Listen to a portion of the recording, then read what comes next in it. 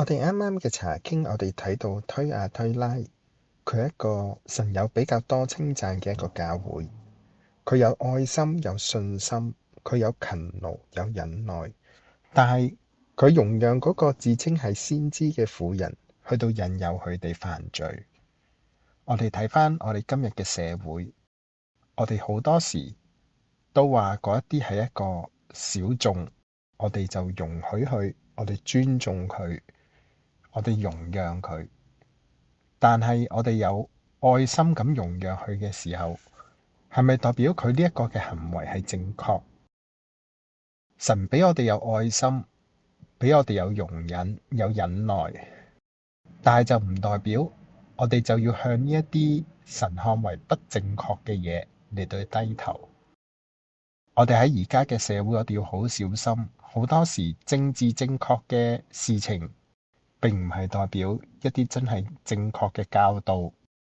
好似聖經好多時教導我哋，我哋要專一，我哋要愛神。但係好多時政治正確嘅嘢，唔代表係正確，亦都唔代表佢冇違反聖經嘅教導。我哋喺現今嘅社會上邊有好多嘅教導，好多時都係違反聖經嘅道理。我哋係會尊重呢一啲嘅人，但係唔代表我哋要尊重，我哋要認同佢哋嘅做法。呢一樣嘢我哋要好小心。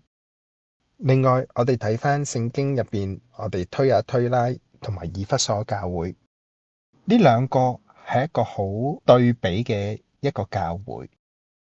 推雅推拉，佢有忍耐，佢有勤勞，佢有信心，有愛心。神責備推雅推拉嘅就係佢容讓嗰啲犯罪嘅人。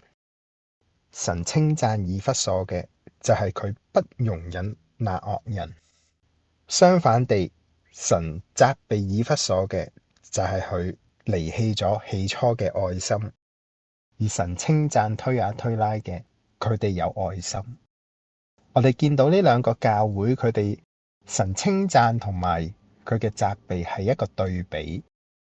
當我哋研讀呢七個教會嘅時候，我哋都係好希望呢七個教會嘅稱讚都係臨到我哋嘅身上邊。神對呢七個教會嘅責備，今日亦都同我哋每一個人咁講。如果我哋有犯過嘅，我哋真係要好似聖經入邊咁講，聖靈向眾人所說嘅話，凡有意嘅都應當聽。